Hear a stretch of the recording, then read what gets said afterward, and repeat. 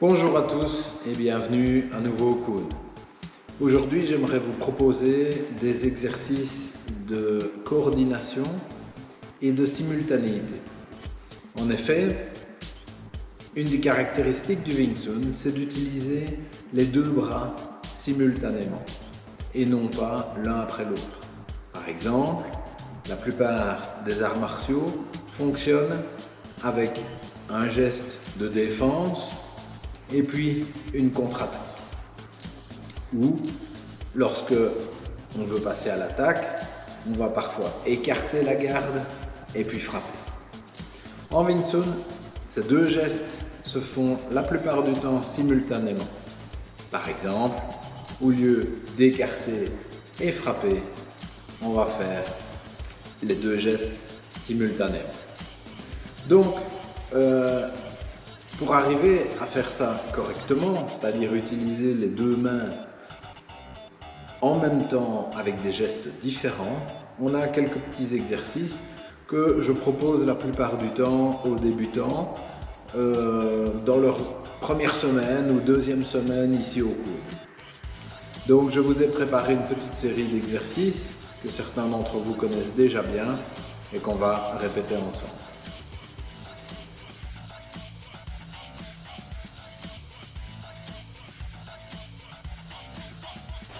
Donc pour commencer le premier exercice, on va démarrer toujours de la position Wu Sao Man Sao. Donc pour rappel, Wu Sao c'est la main qui se trouve au coude, la main qui protège, qui se trouve en arrière donc. Et Man Sao, la main qui cherche, c'est la main qui se trouve devant. Donc à partir de cette position-ci, on va toujours exécuter dans les exercices d'aujourd'hui un coup de poing direct au centre, vertical, à partir de la position Wu Sao, donc à partir de la main arrière qui se trouve au cou. Donc de cette manière. Dans le premier exercice, Man Sao va réaliser simultanément un Tan Sao. Donc le mouvement que l'on peut retrouver entre autres dans la troisième séquence de la première fois. Donc à partir de la position Wu Sao Man Sao, on exécute les deux gestes simultanément. Remarquez que mes doigts se trouvent au même niveau. Donc si je réalise l'exercice sur le côté, vous voyez que mes doigts sont au même niveau. Il ne faut pas tendre excessivement le Tan Sao ou garder le coude bas dans ce cas-ci et avoir un bras fléchi pour le coup de poing. On va tendre le poing, tendre le bras jusqu'au bout. L'exercice se réalise alternativement avec la gauche et avec la droite.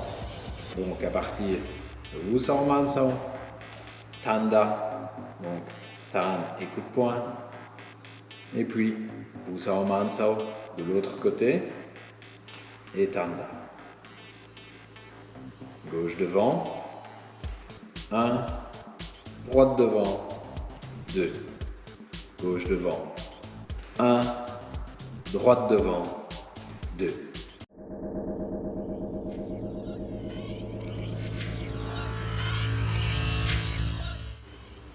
Pour le deuxième exercice, on part de la même position, donc Wu Sao Man Sao. On va commencer avec la gauche devant, toujours la main arrière, le Wu Sao va réaliser un coup de poing au centre et droit devant, et cette fois-ci le Man Sao va suivre le long du bras, passer au-delà du coude et faire ce qu'on appelle Pak Sao. Donc, à partir de la position de départ, simultanément, Pak Da, Pak et coup de poing. On revient en position avec cette fois-ci la droite devant et même chose, Pak Da. Donc, gauche devant, 1, droite devant, 2, gauche devant, 1, droite devant, 2.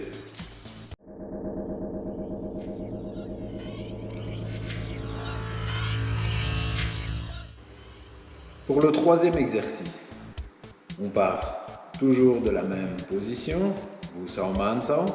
C'est le même principe. À partir du Wusao, on donne un coup de poing au centre, droit devant et bras tendus. Et le Mansao, cette fois-ci, va exécuter Gansao. Gansao, c'est un mouvement de coupe où la main descend verticalement. C'est très important de ne pas faire un cercle vers l'extérieur, comme dans d'autres disciplines martiales, ou de ne pas reculer le coude vers l'arrière. La main, à partir de la position Mansao, doit descendre verticalement et vous voyez mon coude arrive près des côtes. Non pas en arrière, ni en restant devant, et encore moins vers l'extérieur. Donc à partir de ma position de départ, j'exécute les deux gestes simultanément. Gan, da. Gan et coup de poing. Je reviens au départ, donc gauche devant. Gan, da. Droite devant. Gan et coup de poing. Si je démarre gauche, 1, droite, 2, gauche, 1, droite, 2, gauche, 1, droite, 2.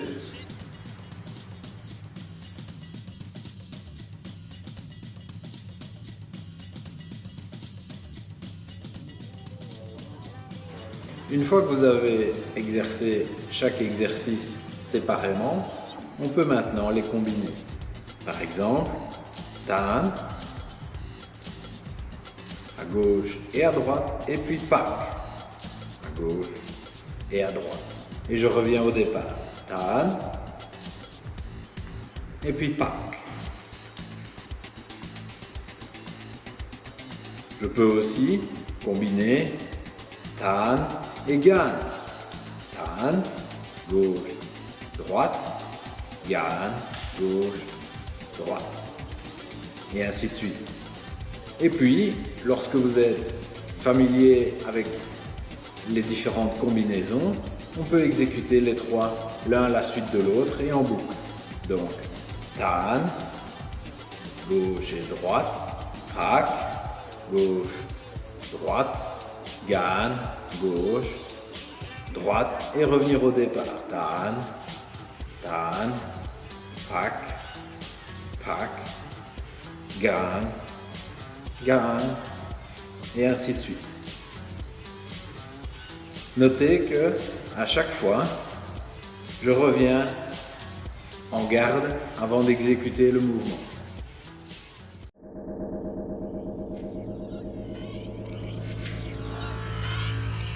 Une fois que les différentes combinaisons fonctionnent bien, vous pouvez rendre le tout un peu plus fluide en vous abstenant de passer par la position de garde.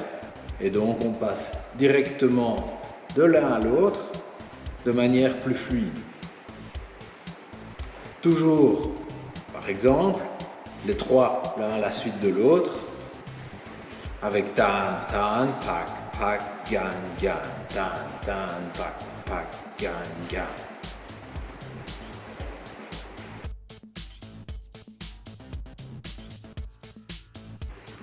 Dans les exercices que je viens de vous montrer, il est très important, évidemment, puisque c'est le but, de veiller à être bien simultané.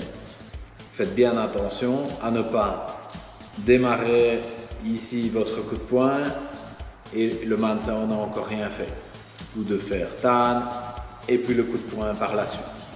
Donc essayez d'être parfaitement simultané pour que les deux mains démarrent en même temps, arrivent en même temps en bout de mouvement, s'arrêtent en même temps dans la bonne position.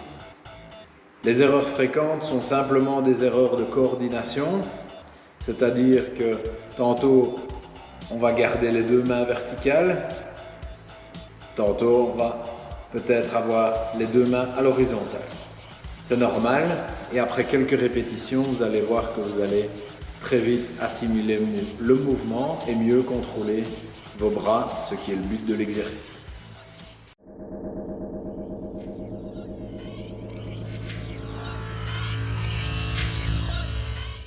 Voilà, ces quelques exercices, vous verrez, ne sont pas si simples à réaliser, au début en tout cas, mais procédez par étapes, commencez lentement, décomposez bien chaque geste pour qu'il soit exact, qu'il soit bien exécuté.